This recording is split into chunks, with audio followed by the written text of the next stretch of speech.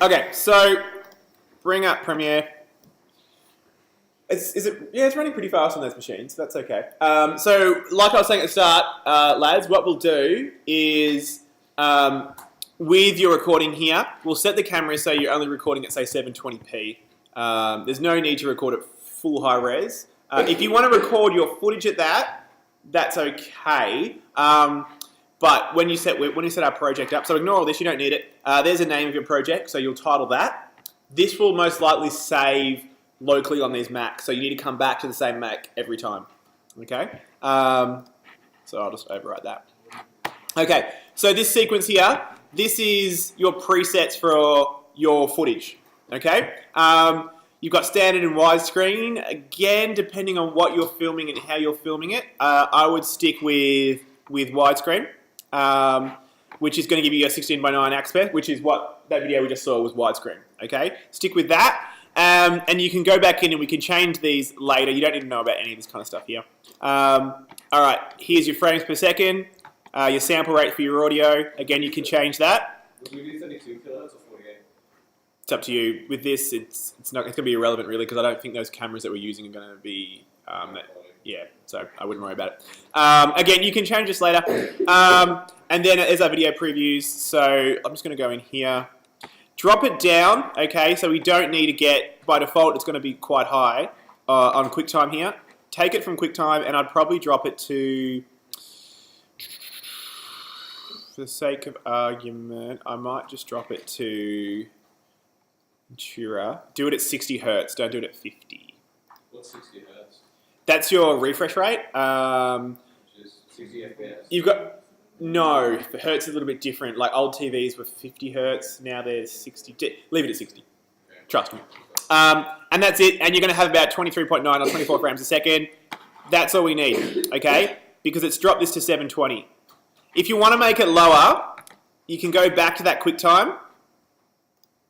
You'll see it's kind of dropped down to about 480, which I think is probably a little bit too low for what we're doing. So 720 at 60.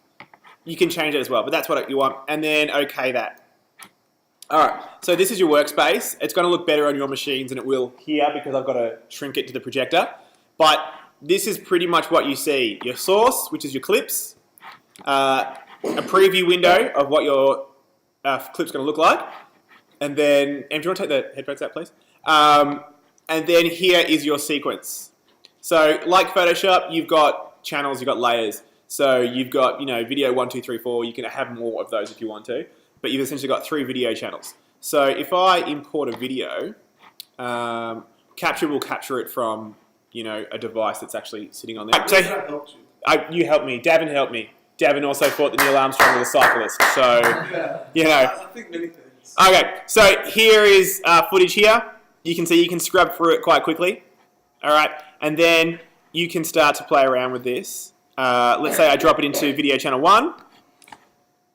You'll see clip settings doesn't match because our settings are different. So again, whatever settings you use on your camera, you can match to this. So you can play around with those digital cameras. I think, do you remember what they recorded at last time? About 30 frames a second or 24? I'm pretty sure they were 30. So anyway, so I'll just keep what I've got. There's your video. Simple as that, okay? And so what you've got with video channels is, if I plonk that one there, obviously that's on top of it, just like Photoshop. So things are layered. So what you can do is you can change these around a bit, like you changed your size of your Photoshop image so you can move something, you can make it smaller. You can do that with these as well. So if I don't know, it's quite tricky to do on here, but okay, something simple like that. So there's both clips running at once. Your audio's down here, it's separated, so if you want I can say turn the audio off, that one. And so now more intimate. One video going, another video going. Friends and family. So real simple stuff with that. So obviously the bit where she had the scene, if I can find it, like the 2 guys that were side by side in like a picture frame, what she would have done in Premiere is something like this, okay? put that footage there, put that footage there, okay? And then in another layer, say in Photoshop, she would have created like a picture frame, a blank picture frame which had a hollow opening. Then she would have put that in as another layer and placed that on top. Okay? So what you've got is you've got this image on top of that that makes it look like it's in an old photo on both of those, and when you play that back, they'll play back. So there's the effects that you can do. You can go back in obviously and you can trim these, you can cut them, you can edit them, or you can do it from your clip library as well.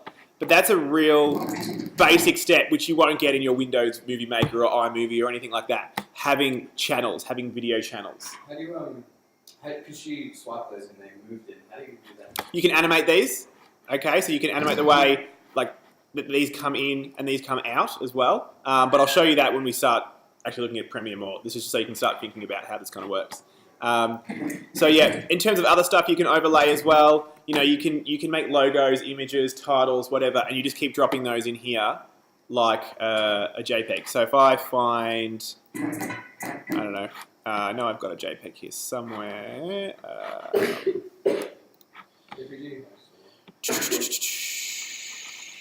What am I looking at here? Okay, so these are a PNG.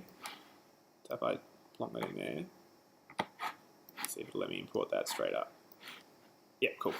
All right, and now I plonk that into here, into another layer. So there's your logo, okay? And same deal, you can go in, you can resize this, you can put it wherever you want. So that's just a PNG. So PNGs, remember we use those because they have that transparency layer. It saves that. You can use a Photoshop file if you want to. Obviously with a Photoshop file, it'll be a much bigger file.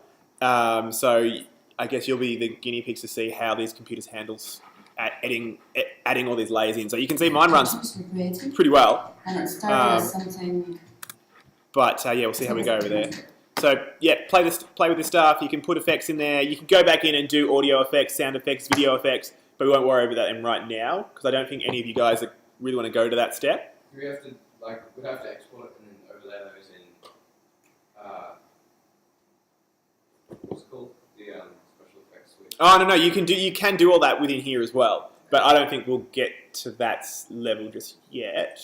I mean, we can, but we'll focus on getting this kind of stuff done first. So I think what you'll mostly be doing in Premiere is what I've been doing here.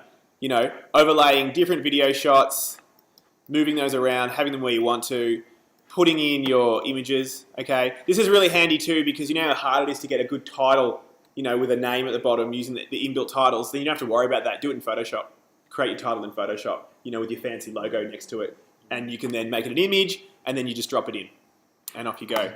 And again, everything is down here so you can trim this, okay? You can trim that down. You can then cut this, so if this is nice and small here, you can cut it there and then you can then put it back in its full size. You can have video over video over video. I can drop in, you know, another track over here. Yeah, I've got three tracks running. Oops. And it started as something more intimate. So I'm starting to, it's starting to chug a little bit now. I mean, I am also running off a battery here, so it's still pretty impressive. But clearly a lot more control than you'd get with something like, you know, iMovie or Windows Movie Maker.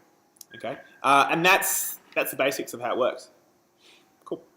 So have that in mind. You are not limited to one shot. And like we saw in that other video, she was doing some pretty cool things where she had, you know, these things running like this.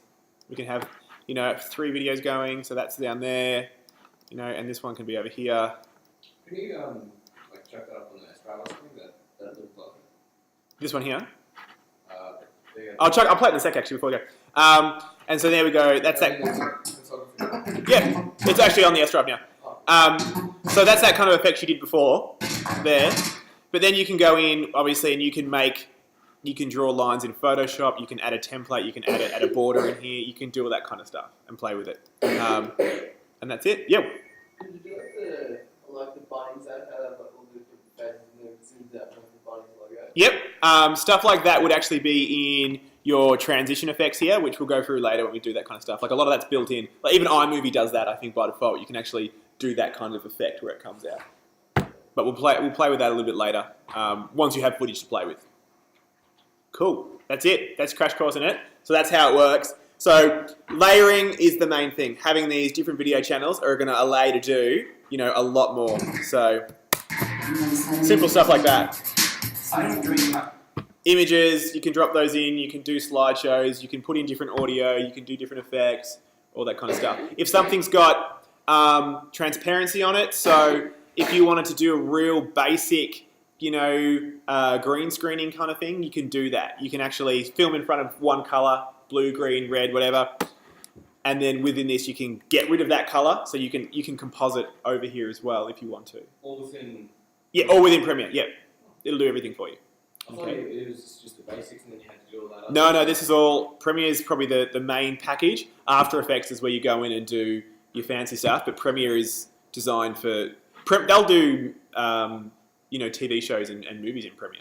Okay. So it's pretty powerful. Like I said, everything is squished here at the moment on my screen. You'll have a lot more on yours that you can play with. Does there happen to be a copy of Premiere just lying around? I'll just stop recording now.